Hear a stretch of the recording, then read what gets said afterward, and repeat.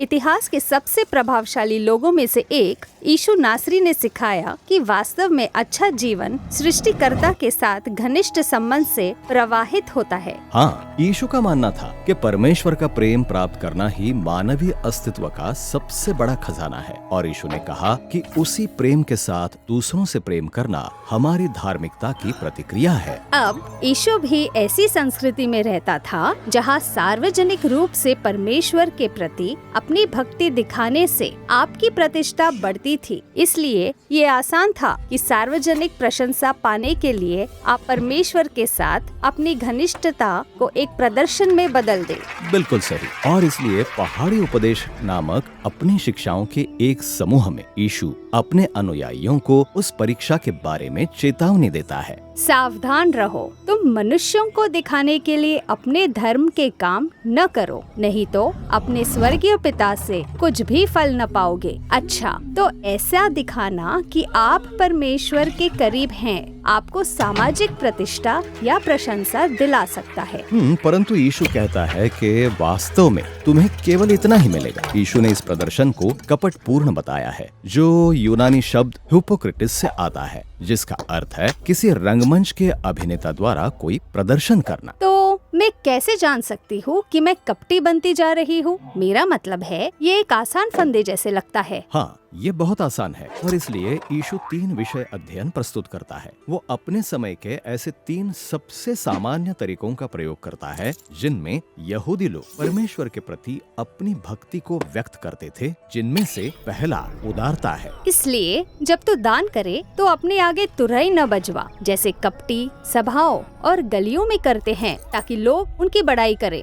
मैं तुमसे सच कहता हूँ कि वे अपना प्रतिफल पा चुके।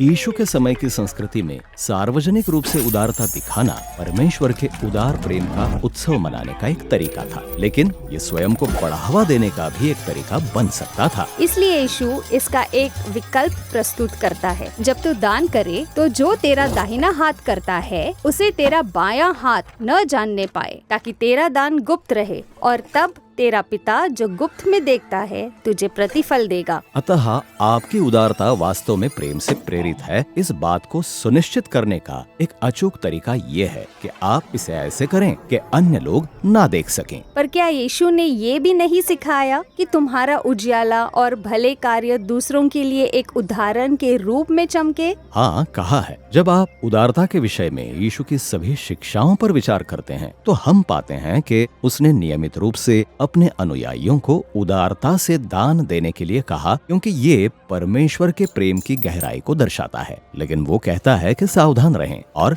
अपने आप को परखों। अगर तुम्हारे अंदर थोड़ा सा भी कपट है तो गुप्त रूप से दान देना ही बुद्धिमानी है। ये आसान होता यदि यीशु एक ही स्पष्ट नियम देता। हो सकता है, लेकिन उसने हमें बुद्धि दी है। वो बुद्धि हमें परमेश्वर के साथ एक घनिष्ठ रिश्ता बनाने के लिए विवश करती है और हमें भरोसा दिलाती है कि वो हमें बताएगा कि कब हमें गुप्त रूप से और कब सार्वजनिक रूप से दान देना है। प्रार्थना के बारे में अपने दूसरे विषय अध्ययन में भी उसने यही बात कही है। जब तू प्रार्थना करे तो कपटियों के समान न हो, क्योंकि लोगों को दिखाने के लिए आराधनालयों में और सड़कों के मोड़ों पर खड़े होकर प्रार्थना करना उनको अच्छा लगता है। मैं तुमसे सच कहता हूँ कि वे अपना प्रतिफल पा चुके। यीशु के समय की संस्कृति में अधिकांश यहूदी लोग दिन में कई बार जो कुछ भी कर रहे होते थे उसे रोककर तोरा में दी गई एक पारंपरिक प्रार्थना करते थे, जिसे शेमा कहा जाता है। यीशु प्रार्थना के प्रति अपने नियमित समर्पण के लिए जाना जाता था, लेकिन वो कहता है सावधान रहो, क्योंकि तुम्हारी प्रार्थनाएं भी सार्वजनिक प्रशंसा पाने की रणनीति बन सकती हैं। सही कहा। मैं इस परीक्षा की कल्पना कर सकती हूँ कि जब प्रार्थना का समय आए तो आपके आसपास बहुत से लोग हों।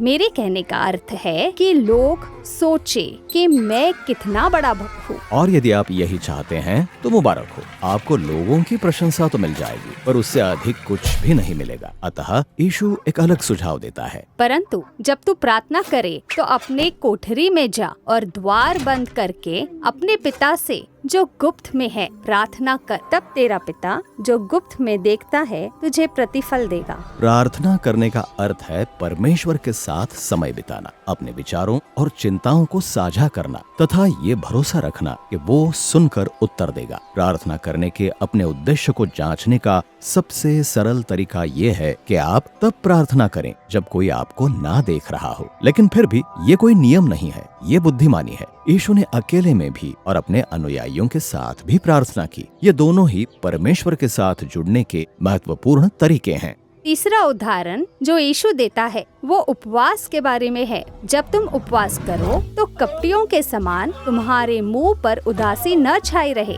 क्योंकि वे अपना मुंह बनाए रहते हैं ताकि लोग उन्हें उपवासी जाने। मैं तुमसे सच कहता हूँ कि वे अपना प्रतिफल पा चुके। तो उपवास अपनी देह के द्वारा प्रार्थना करने का एक तरीका है जिसमें आप अपनी शारीरिक आवश्यकताओं जैसे भोजन और पानी को त्यागते हैं और फिर उस आवश्यकता में परमेश्वर की उपस्थिति को आमंत्रित करते हैं। लेकिन उपवास को भी एक प्रदर्शन के रूप में इस्तेमाल किया जा सकता है। बिल्कुल, इसीलिए सावधान रहो, जैसा कि यीशु ने कहा। परंतु जब तू उपवास करे तो अपने सिर पर तेल मल और मुंह धो, ताकि लोग नहीं परंतु तेरा पिता जो गुप्त में है तुझे उपवासी जाने। इस दशा में तेरा पिता जो गुप्त में देखता है तुझे प्रतिफल देगा। अब ध्यान दे कि इन तीनों ही विषयों में यीशु ने ये नहीं कहा कि इन रीतियों को त्याग दो। सही कहा, अपनी भक्ति को व्यक्त करो, लेकिन ऐसा करने के रचनात्मक तरीके खोजो ताकि आप परमेश्वर के प्रेम को किसी ट्रॉफी की तरह न समझो। यीशु जानता है कि उसके अनुयायी संसार में तब सबसे अधिक प्रभाव डालेंगे जब वे अपनी सामाजिक प्रतिष्ठा की परवाह नहीं करेंगे, क्योंकि उनका संपूर्ण लक्ष्य उदार प्रेम करने वाले परमेश्वर को जान लेना और उसके द्वारा पहचाना जाना है।